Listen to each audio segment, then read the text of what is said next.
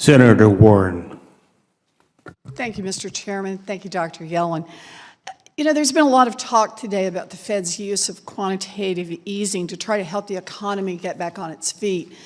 But the truth is, if the regulators had done their jobs and reined in the banks, we wouldn't need to be talking about quantitative easing because we could have avoided the 2008 crisis altogether.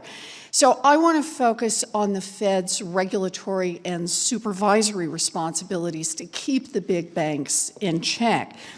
Now, I'm concerned that those responsibilities just aren't a top priority for the Board of Governors.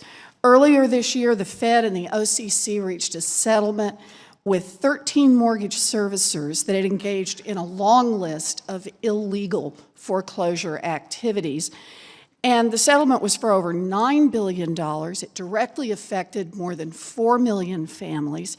But the Fed's Board of Governors never voted on whether to accept the settlement. Instead, this decision was just left to the staff. Now, the Fed has smart, hardworking staff, but the Board of Governors would never delegate critical monetary policy to them. And yet, even now, after the biggest financial crisis in generations, the board seems all too willing to delegate critical regulatory and supervisory decisions. So I think we need to make reining in the banks a top priority for the board. So I know the board meets regularly to discuss monetary policy. Do you think the board should have regular meetings on supervisory and regulatory issues as well, making it clear that both of those are important to the Fed?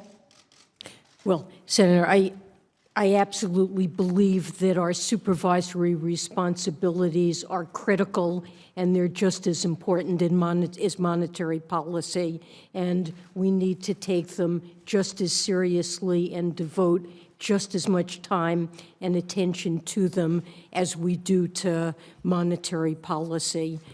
The board operates under a variety of restrictions. You may know about the government in the sunshine rule.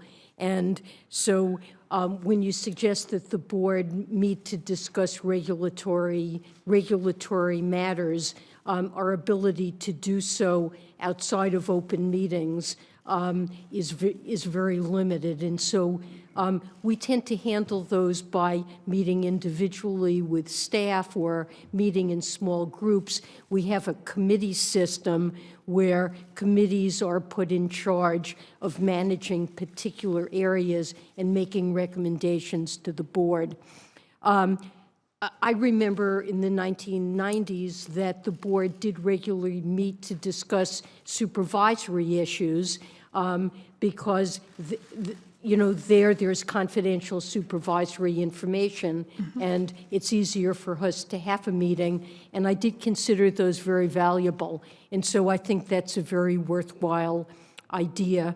I should just say, when there are delegations to staff and the Board of Governors doesn't vote, that doesn't mean that board members aren't consulted, and maybe those with expertise may have played a critical role and had very important input, even when there is no formal vote by the Board of Governors.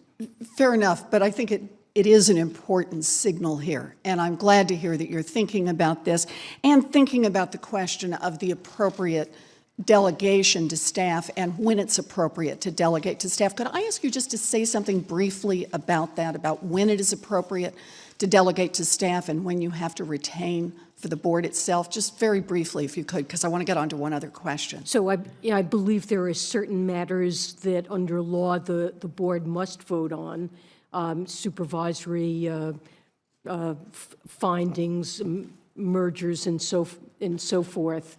Rule changes. Typically, we delegate enforcement matters to the staff in the area of supervision. And I'm glad to hear, though, that you want to continue to think about that, particularly when we're talking about something this important. Yes. I want to ask you one other fundamental question here, and that is, do you think that the Fed's lack of attention to regulatory and supervisory responsibilities helped lead to the crash of 2008? You know, I think in the aftermath of the crisis, we've gone back and tried to look carefully at what we should have done differently, and there have been important lessons learned. We have massively revamped our supervision, particularly of the largest institutions, which we now organize through a process called the LISC, where we're simultaneously reviewing all of the largest institutions simultaneously, and the Federal Reserve System works jointly on these reviews.